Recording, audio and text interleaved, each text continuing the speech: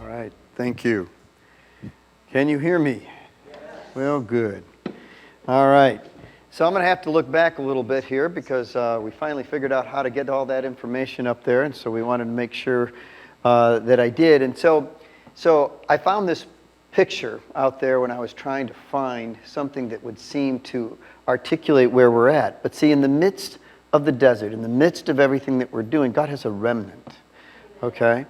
And that remnant's going to grow green and strong in the midst of whatever it is. And so basically, I want to start off with a quote by Winston Churchill. Actually, two quotes. So, move over to that.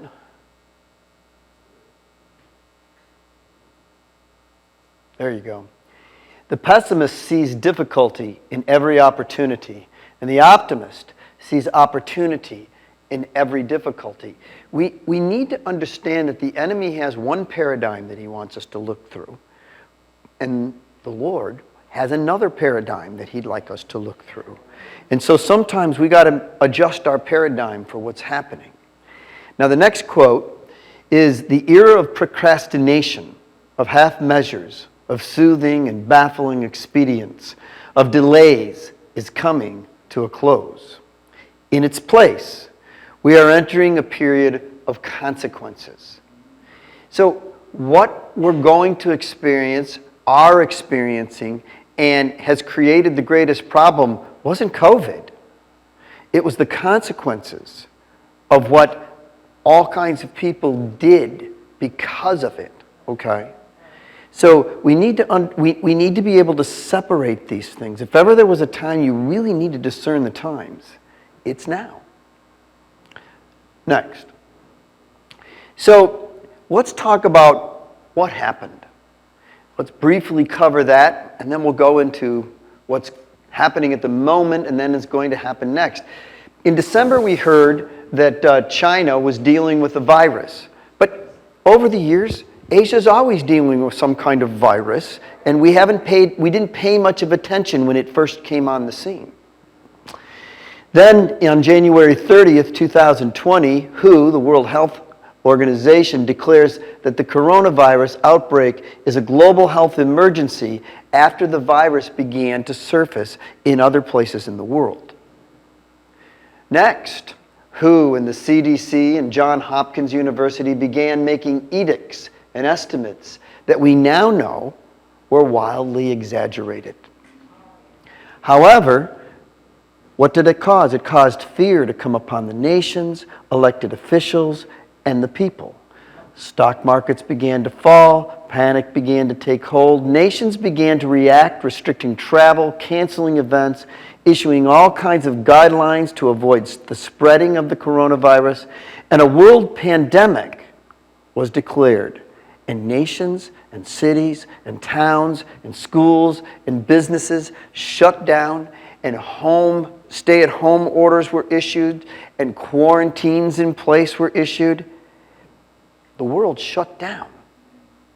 Has that ever happened before? Well, you know it hasn't. So all of a sudden, something that nobody thought of, nobody saw it coming, but it happened, and it affected the whole world. You know, God has a way of being able to shake things in a way that we don't anticipate. And one of the very important things is we have to understand that our Western society, we like outlines, okay? And each one of us has an outline of what we think is going to happen.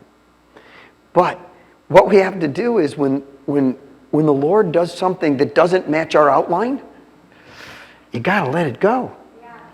Because we can't let our perception of what's going to happen get in the way of what happens, because then we're not going to recognize what's happening. So, next.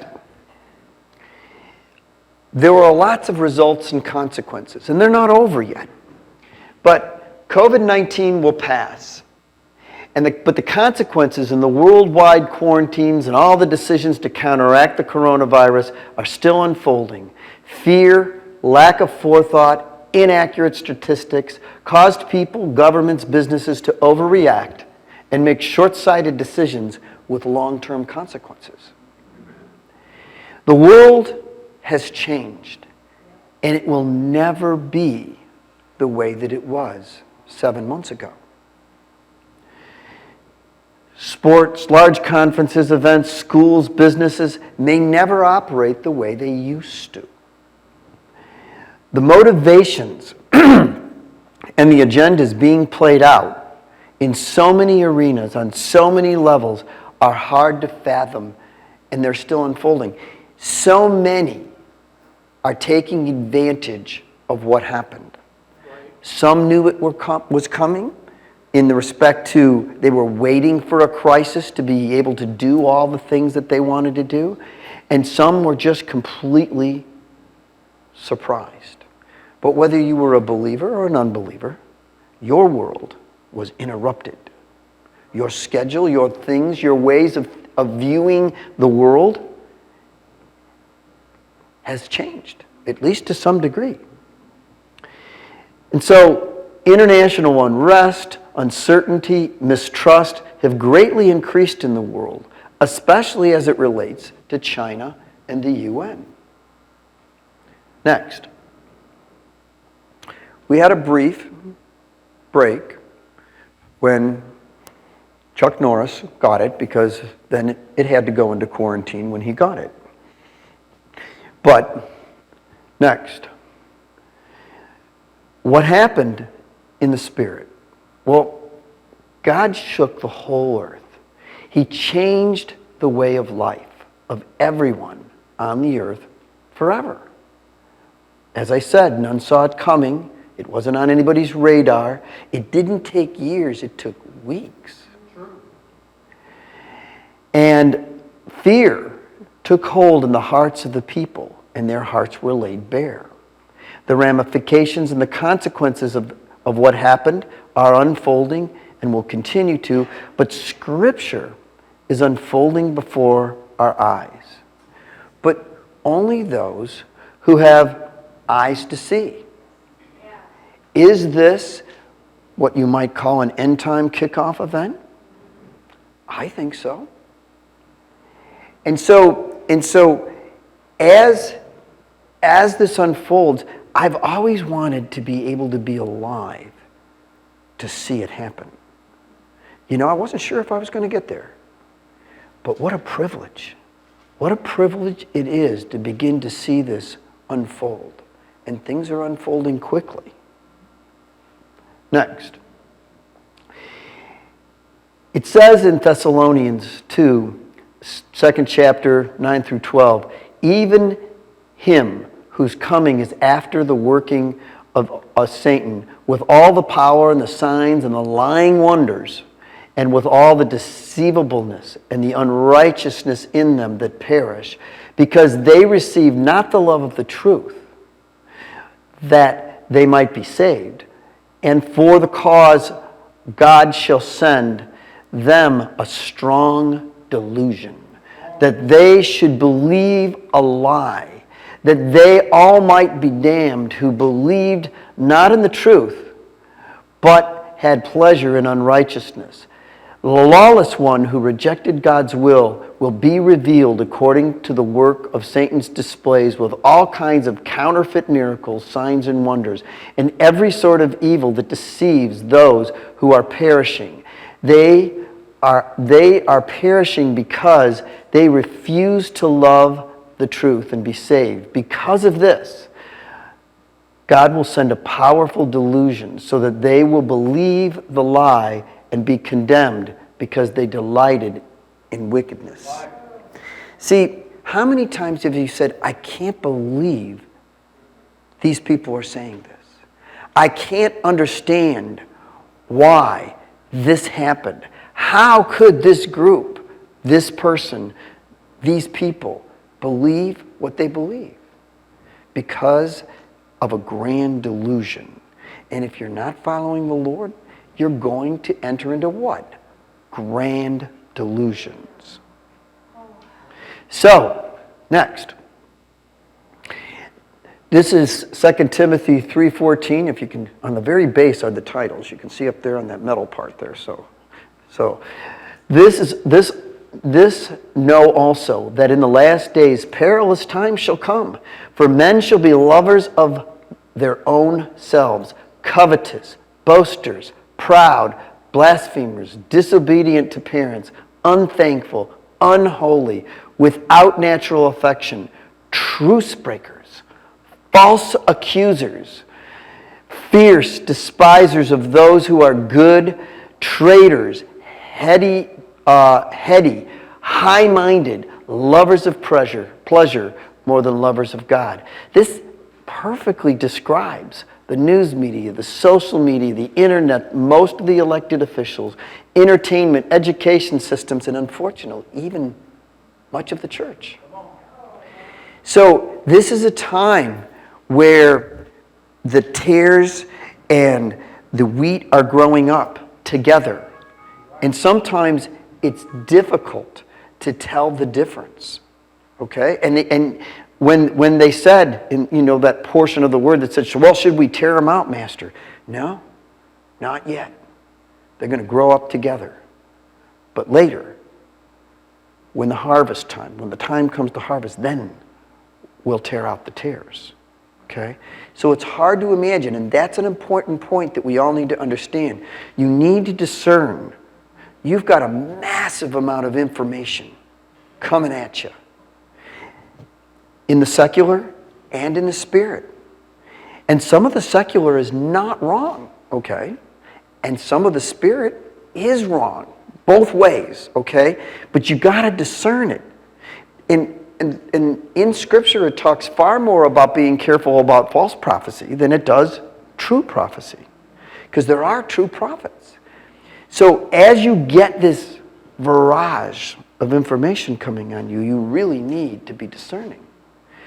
Don't get caught up in something that causes fear and is hopeless. It's a good guideline to tell you that word probably is not an accurate word. And some of these people who speak these words, it doesn't mean they're bad. They may just be seeing something that they don't understand or that they're discerning incorrectly. Or they just may be wrong.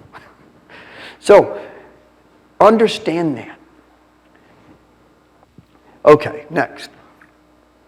Even most of the church shall say they believe in God, and many are believers. But like the 5 virgins who were believers, they are unprepared for the return of the bridegroom.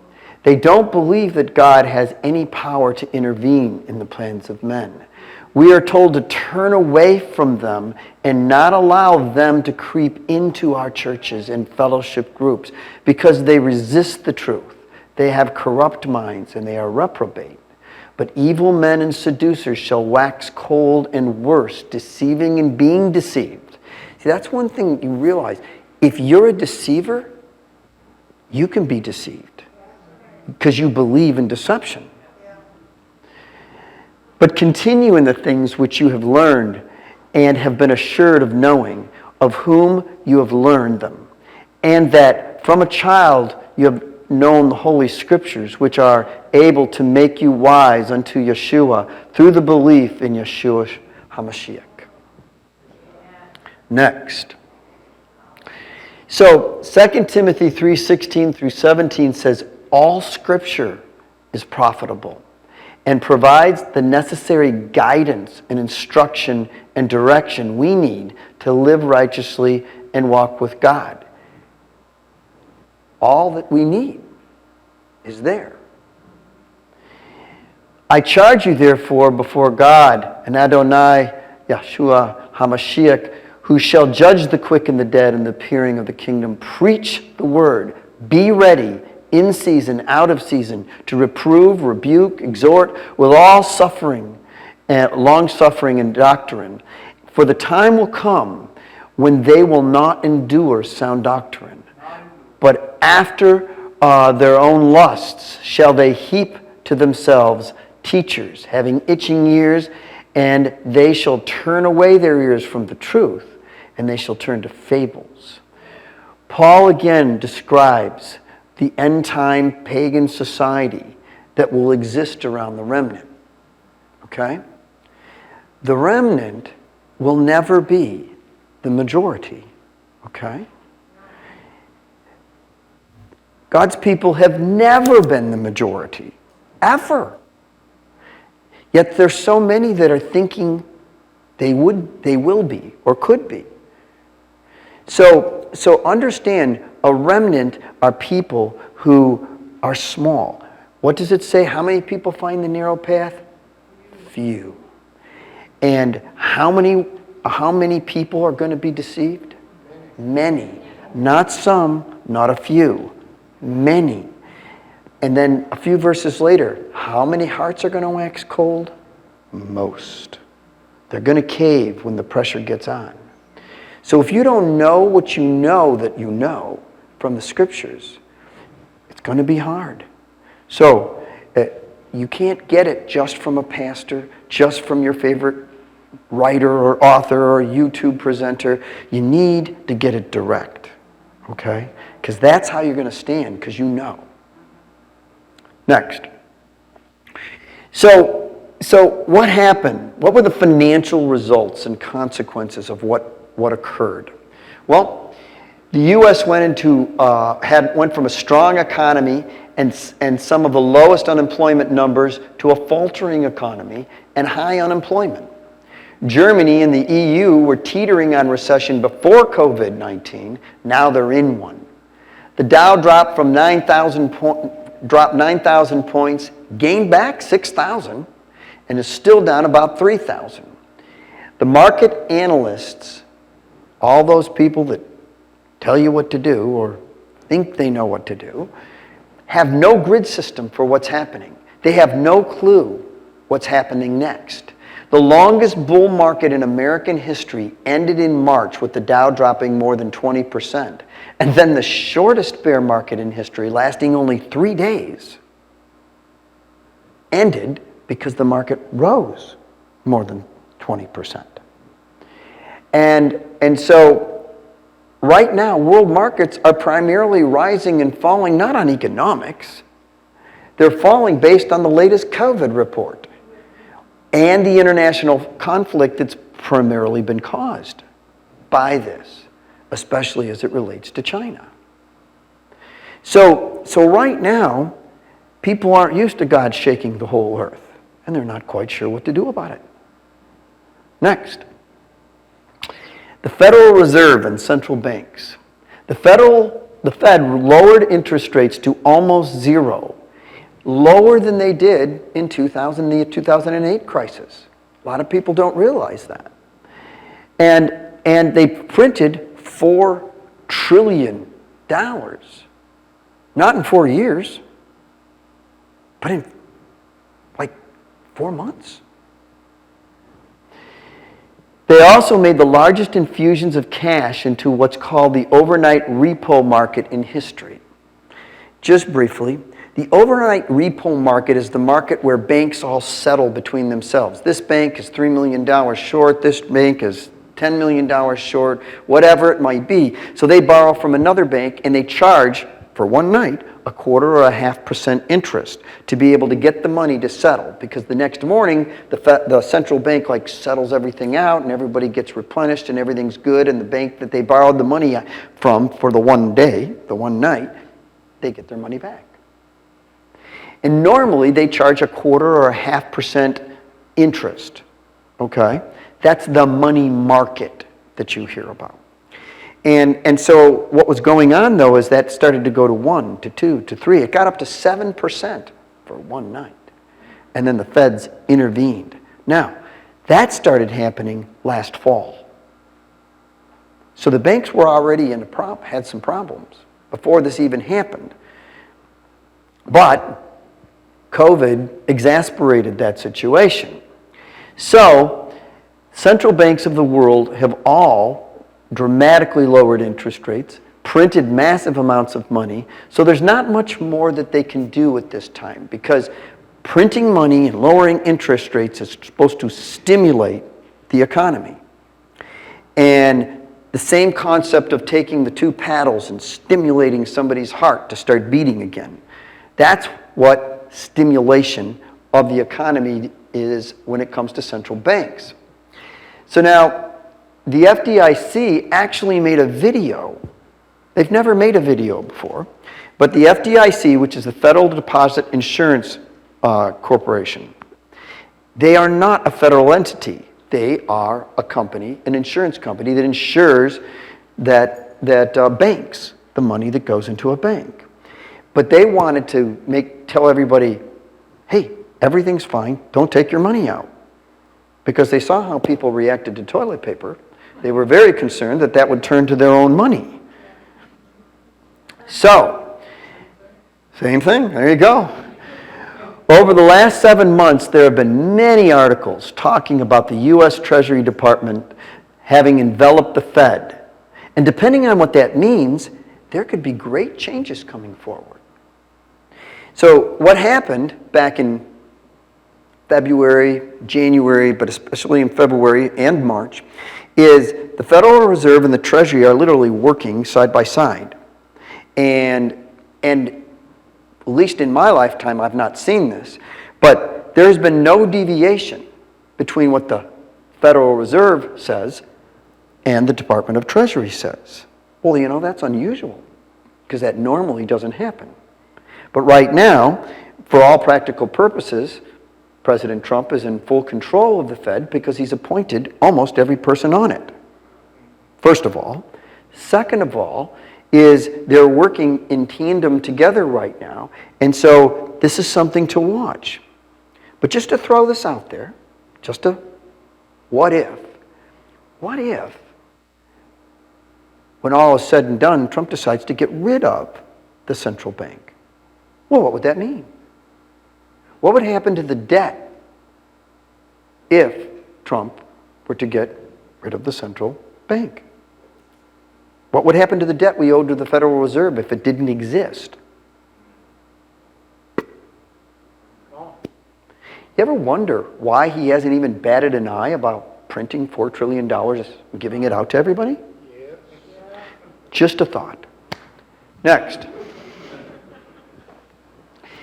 So, the massive printing of currency to purchase a nation's debt instruments and corporate bonds is supposed to create operating capital, which stimulates the economy. But the downside is it drives up the national debt, but it drives down the value of the currency.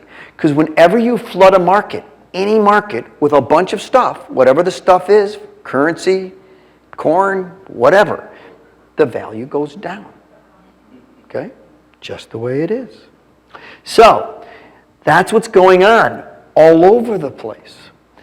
The U.S. received this money, U.S. citizens received this money in the form of a $1,200 stimulus check, billions, actually trillions, of small business loans, support for banks and large corporations to try to keep everybody afloat between the time that they issued those and the time that things reopened. The U.S. national debt could be as high as $30 trillion by the end of the year if they continue to do some of the things that they're already saying they're going to do in addition to what they've already done. So now, in the rest of the world, Venezuela was already a mess and had defaulted. Argentina defaulted for, I think, like the third or fourth time in recent history. And Japan and Germany are in recession, and most of the pension plans that we have are in trouble because they're all planning on earning 8%. And what's our prime rate? How much are those plans earning if they're relying upon interest? Okay. So that's a dilemma. What are they going to do about it? Not a clue. Next, world economies. In March and April, most of the world was, shut down. Think of that for a moment. Nobody went to work. Nobody went to school. Nobody went to a baseball game. Nobody did any of those things that we all do. Nobody. It just shut down. They didn't need to declare martial law. Everybody just stayed home. That's pretty amazing. Would anybody have thought that could happen 7 months ago? No. So, things did not begin to reopen until about mid-May. Unemployment numbers exploded. Huge shifts in the way people do business became the norm. The use of Zoom and other internet meeting forums expanded, and everyone who could work at home, well, they did. And most of them still are. And many retail stores, restaurants, gyms, service providers, and companies went out of business. The bankruptcy rate went up 26% at the end of June. Most nations have not experienced the bounce back that the U.S. has. The EU is a mess. It never really recovered from the last crisis. Even before COVID, they were already printing 1.5 trillion euros a year and buying basically that nation's debt securities. Well, not that nation. The European Union is 28, now 28, used to be 29, 28 nations that have formed a union, of which 19 are a part of a common currency called the euro and the European Central Bank. And so they already were printing 1.5 trillion euros to stimulate their economy and have been printing money for 4 or 5 years now. And they have a negative 0.4% interest rate, which means if you put money in the bank, if you lived in one of those 19 euro nation countries, you'd lose 0.4% every year. That doesn't sound good, does it? Not only that, but they issue negative debt. Their savings bonds and their treasury notes, you lose money if you purchase them.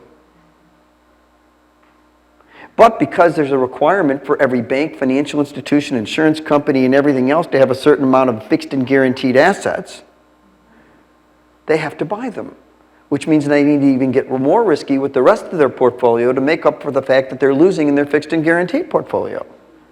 This is the world in which we live. Japan has a negative 0.1%. They've been printing 200 billion yen per month for 9 years. So, things weren't good before, and this has just made it worse.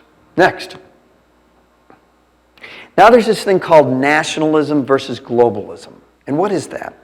Well, globalism is everybody working together, and everything just working out perfectly, and everybody being the same, no differentiation. But nationalism over the last 4 years has taken hold of the whole world. Most of the leaders that we have today aren't globalists, they're nationalists. And what does that mean? Well, it's like Mr. Trump.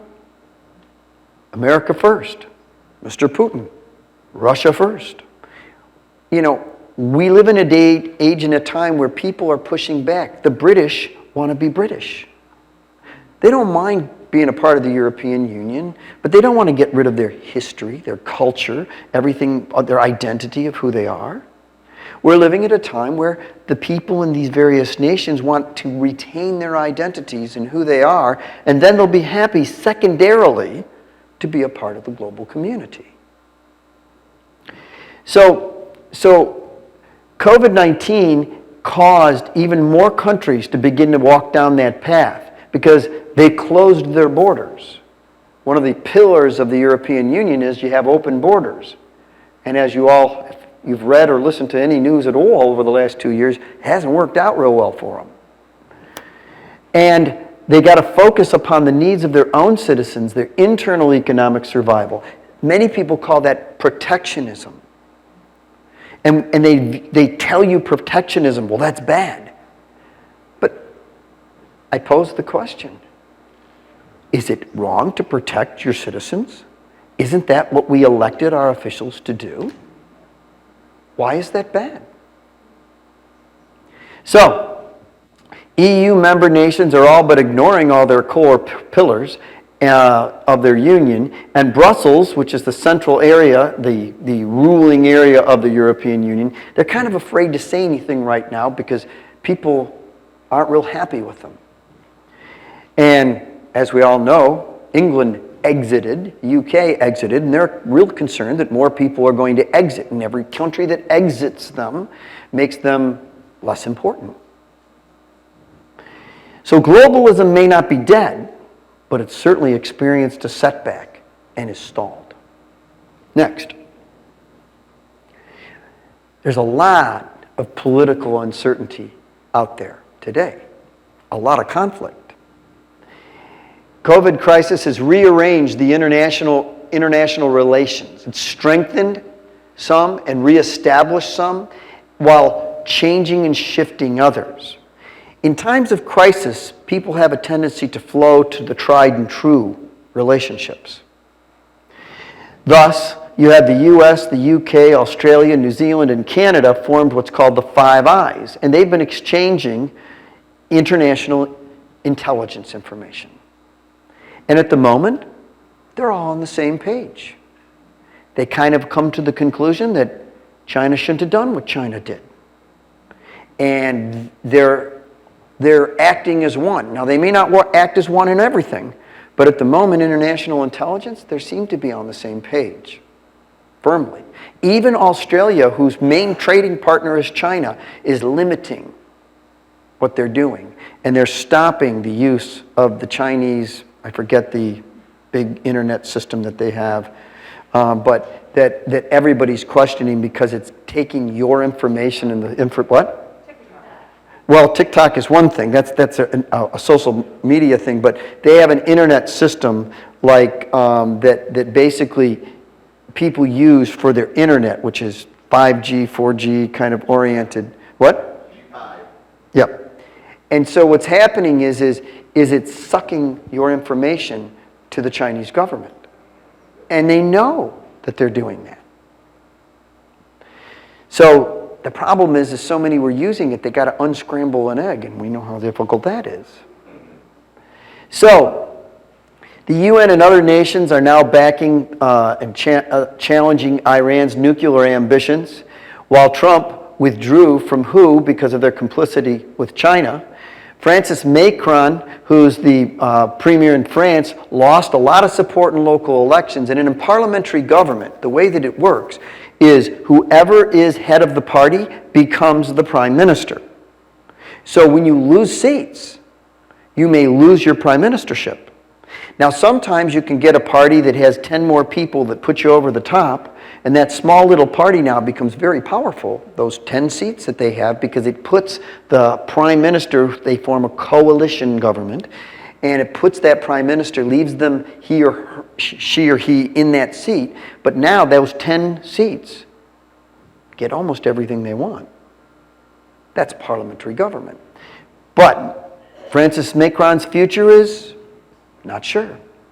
And Chancellor Merkel over in Germany, who used to call the shots for the EU for probably at least a decade or more, she is fading. She resigned as head of her party last year, which means she cannot run for re-election. But they're not sure who's going to replace her. The first person that was going to do it kind of got taken out, and so now they thought Francis Macron would take over, but now he's in question, so no one's really sure what's going to happen there. And the UK may not even bother to have any more Brexit talks. But we'll see what happens there. And when I say Brexit talks, just talking about, is their exit going to be a complete exit out of the European market, or are they going to come up with some kind of deal so that they can trade with Europe? And both situations has its pros and cons. But right now, no one's even talking about that. Next. Let's talk about the China problem.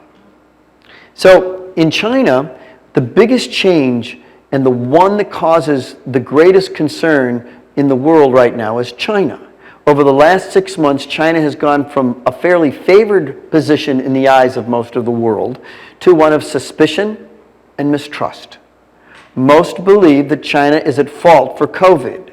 That fault ranges from having purposely perpetrated it on the rest of the world to, at very least, lying about the extent of the problem, allowing it to spread to the rest of the world, and causing far more deaths than if they had been truthful and upfront, and even WHO in the last week has had to admit that that was true. So got a lot of consternation going on. Mr. Xi over there in China doesn't like any kind of criticism. Most of the people who criticize him in his country disappear. So the actions that they've taken in Hong Kong, South China Sea, their attack on the unarmed Indian troops, their selling of bodily organs taken from dissidents, their brutal attack and crackdown on the Chinese people of all faiths, as well as their many other actions, have ostracized them and made them villains in the eyes of the global community. And we don't know how that's going to turn out. Okay? But nobody wants to be chummy with China at the moment. Next. Now, we're in what some people say could be the second wave of COVID. Is it different than the first? Yeah, it is different. Now understand, when I'm talking, I'm not saying that COVID is everything all these people say it is. It exists. I'm talking about the consequences of reacting to a virus in the way that they have. I don't think COVID is any different than any other virus that we've ever had before. And I think now we have actual statistics, information, and data to prove that. Yeah. But we nevertheless must deal with what exists. But there's an uptick of people testing positive for COVID. But more importantly, there's a downtick in the number of deaths. So much so that the CDC is considering dropping COVID from a pandemic status to an epidemic status.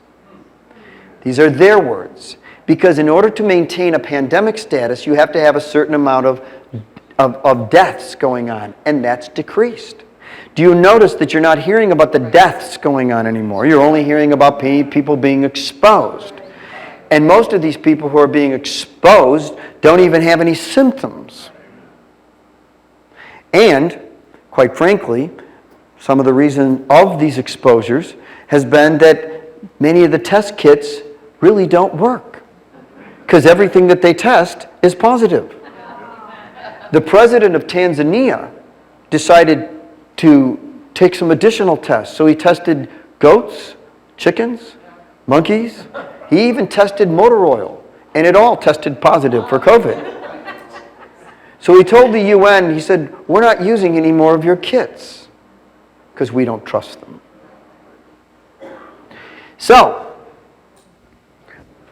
people, governments, and markets are not going to do another repeat of what they did the first wave.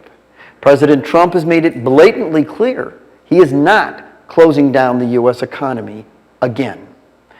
Many governors, big cities' mayors have echoed his sentiments. However, other governors and mayors who don't agree, like those in New York and California and LA and Seattle and Minneapolis, are in a very difficult position now, having supported the massive demonstrations that went on and are still going on in their states and cities.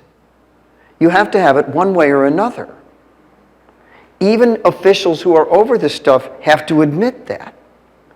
But you're watching the hypocrisy everywhere, yet few people do anything about it. Next. But we are having some reality replace the rhetoric. There's a lot of rhetoric out there. I've never seen rhetoric like this before. I'd love to get into the whole concept of anarchy and what's going on in the cities, but then you'd be here for 2 more hours. So we'll just stick on this topic right now. But 8 states did not shut down, nor did Sweden or the Netherlands, and none of them experienced any more exposures or deaths than the peers who did. That's a fact. WHO and the CDC and Anthony Fauci and all the other so-called experts are all changing their original estimates and walking them back because it didn't happen. See, now we have real data. We have real information. We have thousands of doctors and nurses and hospitals, probably tens of thousands, who are actually doing stuff, and they know what their numbers are. So all these estimates and ideas, it's really hard. You're going to have to stick with reality now, because now we got hard data on what happened and what's happening. And people want answers. And they're pushing back. They're not, you got to give me a reason why I'm supposed to close down my business. Right. Yeah. You're going to need to give me a reason, a real reason why I got to do this or I got to do that. Right. Yeah. And they're pushing back. And most people in the world believe China is at fault.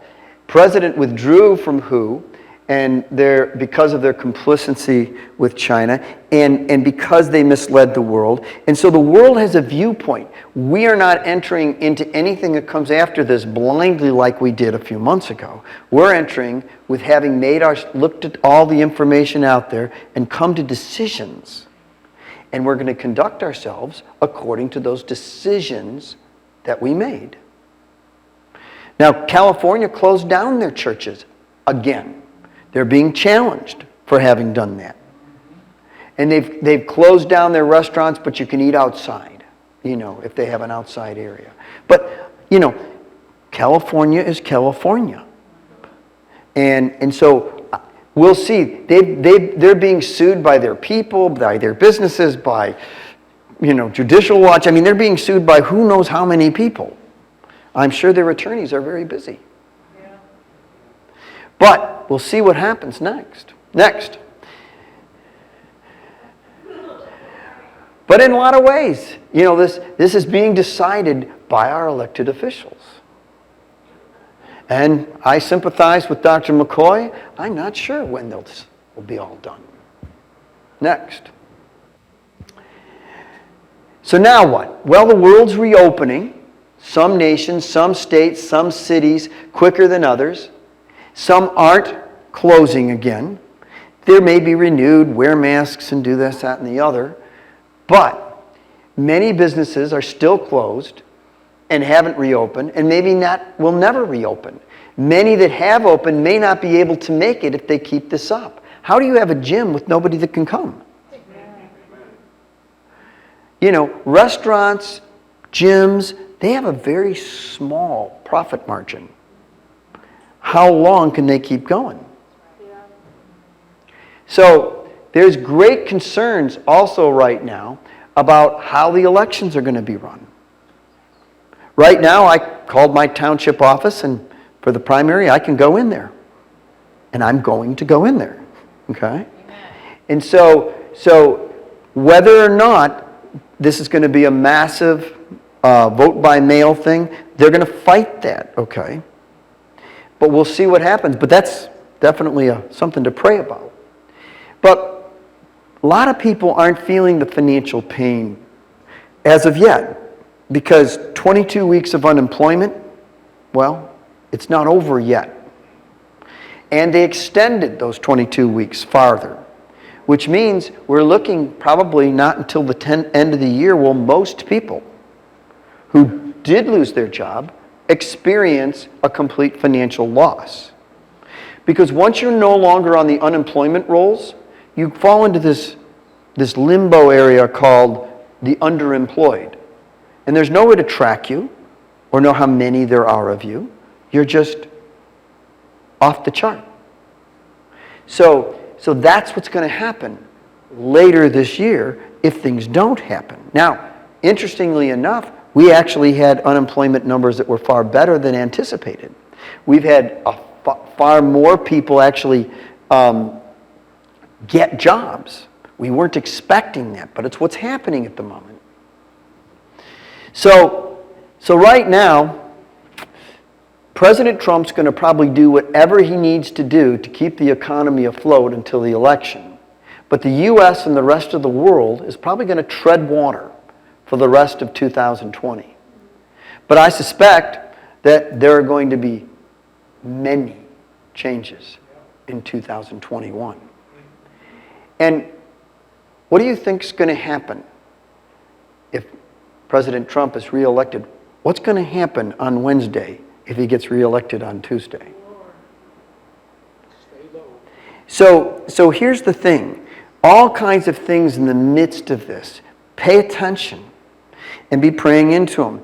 When President Trump said Antifa is now a domestic terrorist group, that changed a lot of things, and literally the next day there was a calm. Because if you're a domestic terrorist, you can be arrested by the army. You don't go to a civil court, you go to a military court. You don't get bailed out by the bail funds from all these people that were bailing all these people out anymore. It changed how things are done.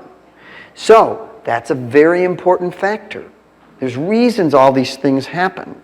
And so at this point, if you'll notice, nobody says anything about the military. It's only the police. Why? Remember the 70s and the 60s? Many of us grew up in there. Remember that? They complained about the military, but not this time. Why? I don't have an answer for you, but I ask a lot of questions. I want to know, why is this happening? We all need to ask why and go before the Lord and see if He'll tell you why. Next. So many businesses have found that their employees working at home is just as efficient as working in the office. And so a lot of them are getting rid of their offices. Because if you can run your business and not have to have a whole bunch of people in one place, well, gosh, you save on rent, you save on all these different things, and everybody's working at home. You want to have a meeting? Basically, just do your Zoom thing or whatever, one of the many things that are available. You can talk to other employees, you can talk to other businesses, you can talk to your customers, you can do whatever you need to do. So, that change may not change. Video conferencing has replaced face-to-face meetings with peers, businesses, customers, companies, schools are now split on what they're going to do. However, Education Secretary DeVos and President Trump have both said that they may deny federal funding if children don't return to schools. Now, you have some governors saying nobody's going to go to school. Then you have other governors saying, well, maybe we're going to do a combination. Then you have others that say, no, absolutely, you're going to have to go to school. The UK basically issued orders to all their schools that they would literally, it would be a criminal offense for the kids not to go to school. So, do we have things going on all sides of the continuum on this? We do. Why did the UK make the decision they did? Because they said, well, according to our health experts, that group, children, are the least likely to get sick from this, even if they're exposed to it. CDC has already said that it isn't transferred by touching things. Okay? And they said that we consider it a greater detriment to the child's social skills not being able to go to school. Plus, it is putting a burden on the parents who are supposed to go to work, and now they got to figure out what to do with their kids. But on the other hand, they took a poll in May, and apparently people's opinions of homeschooling went up 27%. Because they all had to do it. And they all got an understanding of what it was. Now they know. So, across the gamut, things are going on. So, professional sports, concert, festivals, museums, amusement parks, even Disney is closed. And nobody's sure what's going to happen next. I mean, what are all these entertainers going to do if nobody comes and sees them? Well, restaurants, bars, fitness centers, and other facilities, as I said, very small profit margin. Not sure what's going to happen there. I think somebody said 31% of the restaurants are pretty much done. Many economies have no direction in a post-COVID world. They don't quite know what to do because they don't quite know how it's all going to play out. Next. But what are we supposed to do? We're supposed to be, as it says in Matthew 24 and Luke 21 and Mark 13, we're supposed to be alert. We're supposed to be watching. We're supposed to be ready and prepared. And so when you couple COVID-19 and the U.S. violent demonstrations and anarchy going against our traditional values and institutions, along with the wars and the rumors of wars and the espionage and the persecution and the famine and the pestilence going on around the world, you can't help but consider that verse in Hebrews 12:27, which tells God will shake everything that can be shaken.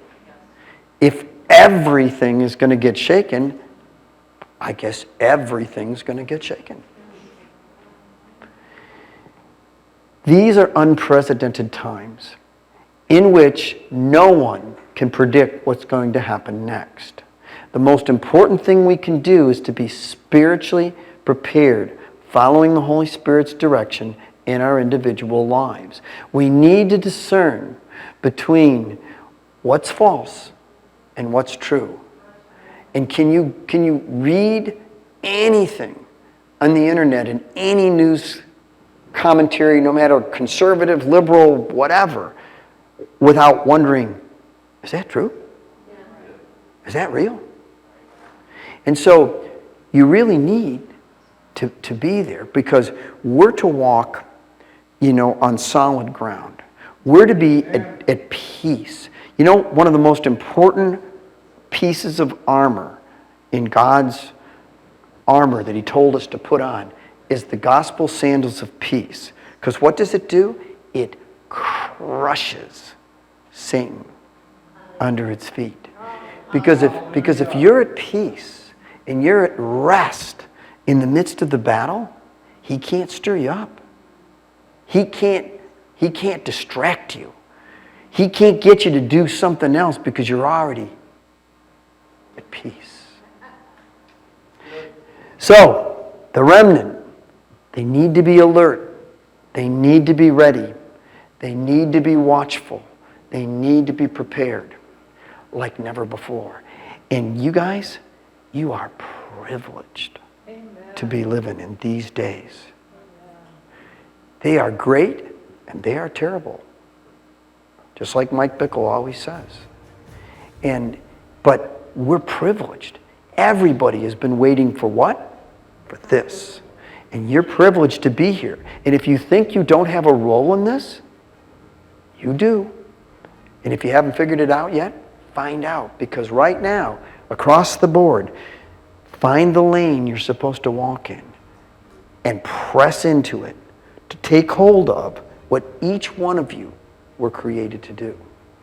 Forgetting what's behind, not looking left, not looking right, but striving to take hold of that which God created you to do. Thank you.